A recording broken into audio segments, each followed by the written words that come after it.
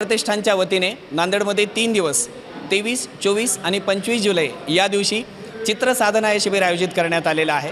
Doctor Vitthal Pawde यांच्या वतीने हे प्रदर्शन आयोजित करण्यात आलेलं आहे आणि यामध्ये संत सावतामाळी हा विषय आपण दिलेला आहे। संत सावतामाळी चित्रनिर्मिती या प्रकारे महाराष्ट्रातले नामवंत 14 ते 15 चित्रकार या ठिकाणी आपली कला प्रदर्शित करत आहेत आणि लाईव्ह पेंटिंग बघण्याचा एक नवा उपक्रम आपण नांदेडमध्ये आयोजित केला आहे आणि त्याचा लाभ हजारो विद्यार्थ्यांनी आणि नांदेडच्या नागरिकांनी या 2 दिवसामध्ये घेतलेला आहे।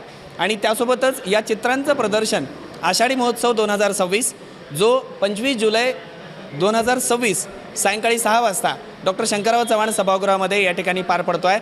त्या ठिकाणी या चित्रांचं प्रदर्शन भरवण्यात येईल आणि या चित्रांच्या प्रदर्शनासोबतच रंग आषाढीचा या चित्रांच्या प्रदर्शनासोबतच आषाढी महोत्सवाच्या निमित्त अभंगाचा कार्यक्रम आयोजित करण्यात आलेला आहे। महाराष्ट्रातल्या ख्यातकीर्त गायिका कार्तिकी गायकवाड आणि त्यांचे बंधू यांचा अभंगांचा अतिशय मोठा कार्यक्रम आपण या ठिकाणी आयोजित केलेला आहे।